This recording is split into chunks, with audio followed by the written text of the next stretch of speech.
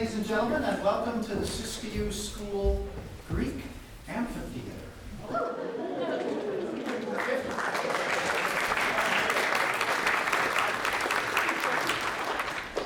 Fifth graders have been working very hard for the last couple of weeks on this play, and we are excited to share it with all of you. It is taken from ancient Greek myth. It's the story of Perseus. Now, there are a couple of ground rules for this evening. We want to ask that you, if at all possible, keep your hands and feet behind the orange lines, because student actors will be moving through here a bit, and for your safety as well as theirs, I ask that you follow that simple guideline. Also, please join me now in turning off your cell phones. Let's have a night of authentic theater without electronics. There's no taping of this event. In fact, there's no need because we have a professional doing it for us, and copies will be available to you at a later date. I think that's about all I've got. We'll leave it to the fifth graders now.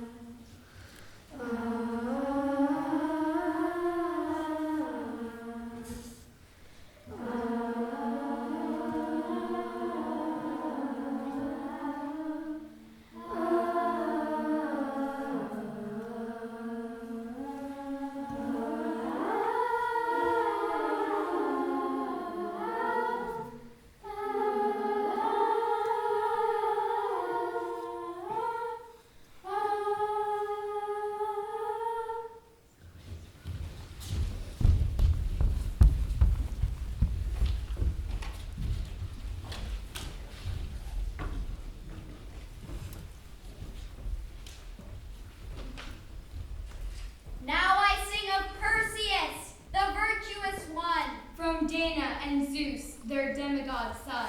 Perseus, the forgiver, the courageous, the kind. Perseus, the one upon whom the sun shines. Through all of his life, he thinks first of the other, breaks the chains that shackle his mother. Now I sing of Dana, that mother so beauteous. Cast away by her father, the cruel king of Argos. Acrisius his name, and pride is his crime. Fearful of the prophecy, but will get his in time. The oracle told him that he would be slain by his daughter's own son. Perseus his name. So Acrisius, the fearful, the heinous, the worst, condemns them to drowning to try and break the curse. Takes Dana the fair and Perseus her kid. Throws them in a trunk and locks tight the lid. Takes that crude vessel with mother and child and casts them in the sea so wild, So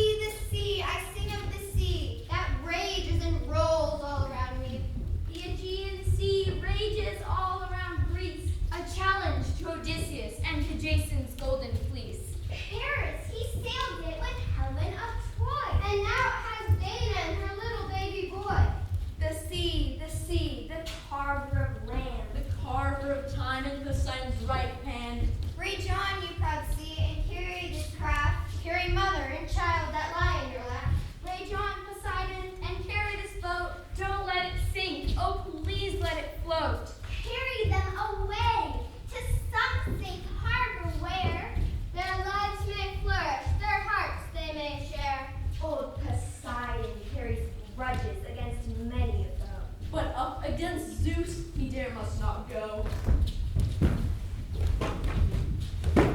Poseidon, you eel, you slimy old fish!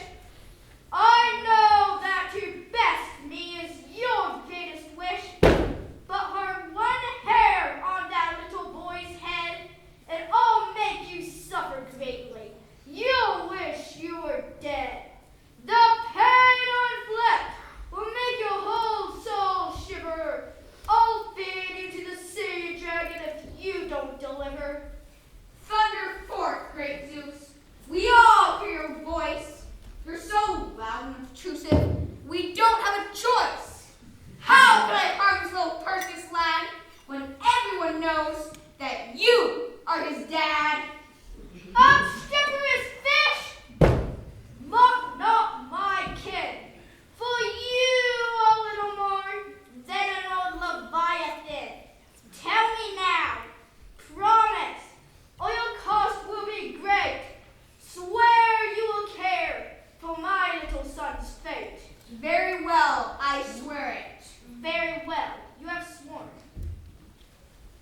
And furthermore, There's a furthermore? yes, there's always a furthermore. Curses! The child's dear mother is also in that box. Guide them safely through the water and avoid all the rocks. If you harm a single strand of Dana's lovely locks, I'll cover you completely with painful chicken pox. Not the box! Yes, the pox! Very well, big Zeus, you pushy old goat. I shall care for your family and their leaky little boat. What's this? Is there hope? Will their souls wish again? They're caught in the net of a humble fisherman. What's this?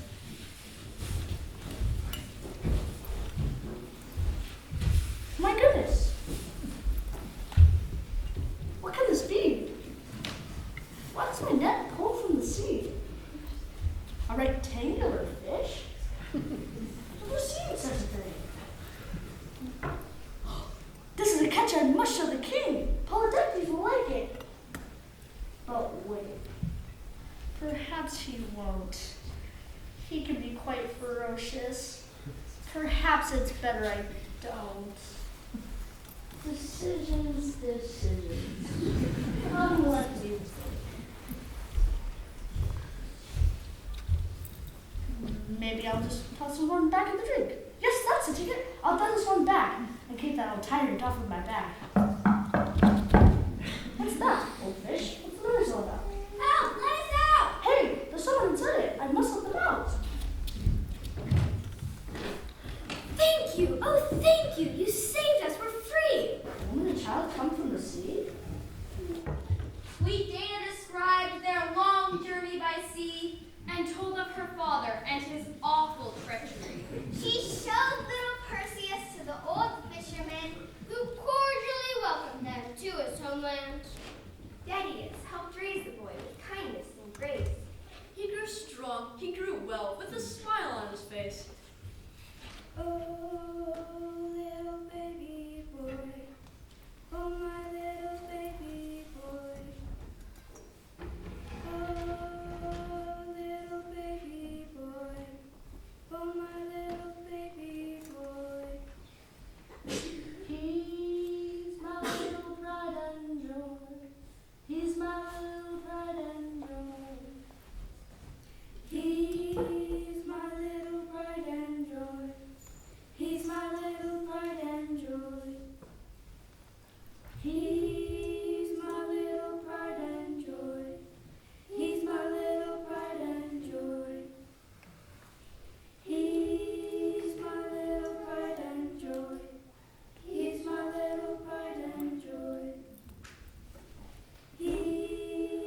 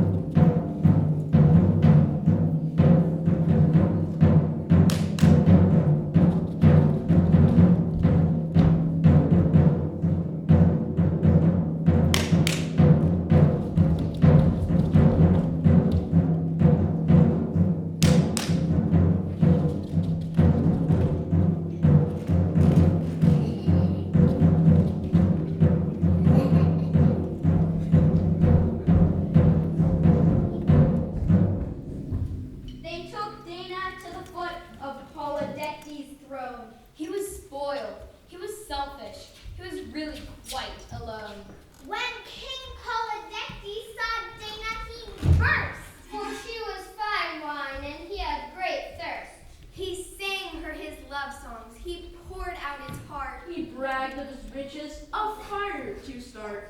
He demanded that she must become his wife, or toil as a slave for the rest of her life. But this was unkind. This was so rude. Dana said, "No, thank you," and chose servitude. From that day forward, she scrubbed and she slaved. From that day forward, she scrubbed and she slaved. From that day forward, she scrubbed and she slaved. From that day forward, she scrubbed and she slaved. From that day forward, she scrubbed and she slaved. From that day forward, she scrubbed and she slaved.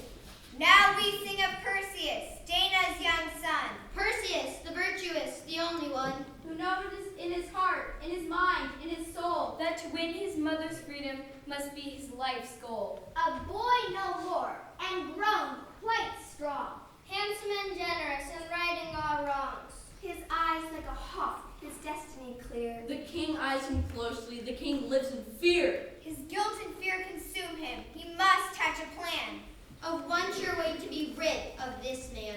Perseus, dear lad, I'm having a feast with invites for all, the greatest and least. All men will bring gifts to me from afar. All men must bow down and honor my star. But you're just the son of a lowly slave. What's this? I do believe he's starting to shave. No, Perseus, I won't ask you to bring trinkets or trumpets or the sweet gold of kings. No need to trouble yourself, my dear lad. Although, there's one thing I do wish I had. But it's much too much trouble for just anyone to fetch. Although, if you bring it, I'll free this poor wretch. Gracious King, your knowledge is abundant, your wisdom is divine. Set me a task, and I'll make it mine. If I must journey to the end of the earth so as to free my mother, then I will do it. I will go. Tell me, benevolent one, what would you have me do? Well, if you're set on accepting the quest, there is one thing I treasure above all the rest. If you wish to be mine and live a life of joy, then that which you must bring me, my dear boy, makes the mightiest warriors quake in their beds. Bring me, you fool, Medusa's head. No! Yes. Perseus, no, do not make this quest. Freeing you, mother, is my greatest wish. Do not fear for me and do not cry, for as you know, deep inside, I do not go alone. Magnanimous King Polydectes, for the sake of all that is good and human, in the name of honesty and charity and hope, in the name of the greatest of the gods, I accept this challenge. Excellent, you imbecile. Be gone.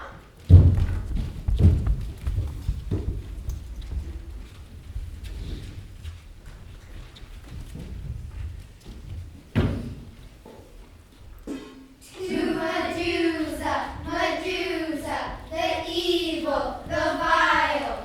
Now comes Perseus' serious trial, with her wicked, sickly eyes of red, and wriggling serpents growing out of her head. One look at her face, and men turn to stone. Must Perseus the virtuous go it alone? How will he find her? How will he win? Here's where our story takes a curious spin. For Perseus, remember, is the son of Zeus.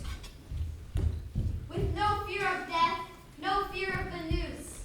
Medusa, Medusa, are your days soon done? For here comes the virtue of Zeus's own son. Besides, who can stop a good man on his quest? When it is for justice that he does his best, Now, out of the mist, from a glimmering sheen, steps the goddess of wisdom, Pallas Athene.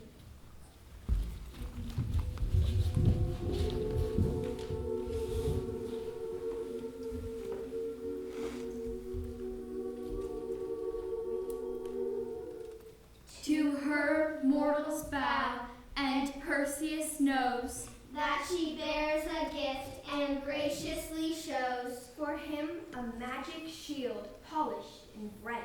It acts as a mirror when held in the light. Perseus, Perseus, son of Zeus, Zeus, the quest you now take is your greatest one. greatest one. But remember Remember, that any man who looks upon the face of Medusa turns to stone. Therefore, take this shield and hold it above you, so you may see her reflection, but not her true face. With this simple tactic, you will be victorious. By her side is Hermes, the mischievous messenger of the gods. He has a gift for Perseus as well. Perseus, son of Zeus, this sword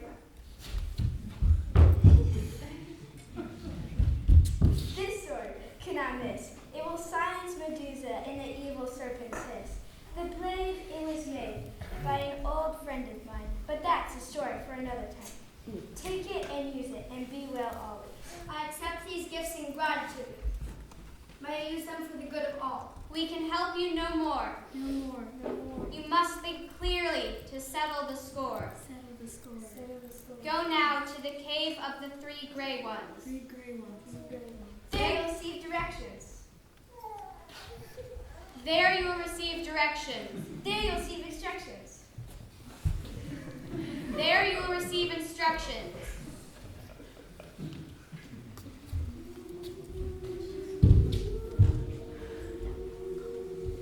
And now I go to the cave of the three gray ones.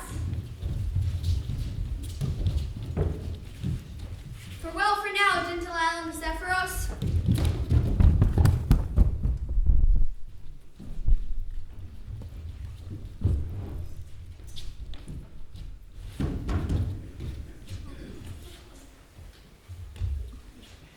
The gray ones are monsters. Three hands, if you dare. They have one eyeball, Between them, which they all share. They also have a single solitary tooth, which they take turns using. if you must know the truth. One tooth, one eye, and thinking they sleep. Well, into their lair doth Perseus creep. The fumes, they are noxious. It reeks in that place. He can barely see his hand in front of his face. But Perseus stays calm. He strongly presses on. Son of Zeus, like the sun at the breaking of dawn. I gleaned the prized possessions of the tooth and the eye. So it follows, therefore, that to lose these to be very difficult to endure. So I will do what I must. Sisters! Sisters, I'm home! Sisters! Sisters, awaken, arise! Arise! It's my turn, it's mine, for the tooth and the eye. No, it's mine, it's mine, else I'll die. Negative is mine, I'm afraid I must insist. You are both liars, now cease and desist. But I must fix my hair, it looks like a wig. Does this burlap sack make my butt look big? Oh, please, I'll pluck out the tooth, and I'll pluck out the eye, and I'll hold them right here in front of my face. And on ready, set, go. We'll have a little race. You come a-running to get them right quick. Whenever you fight, it just makes me sick. Okay,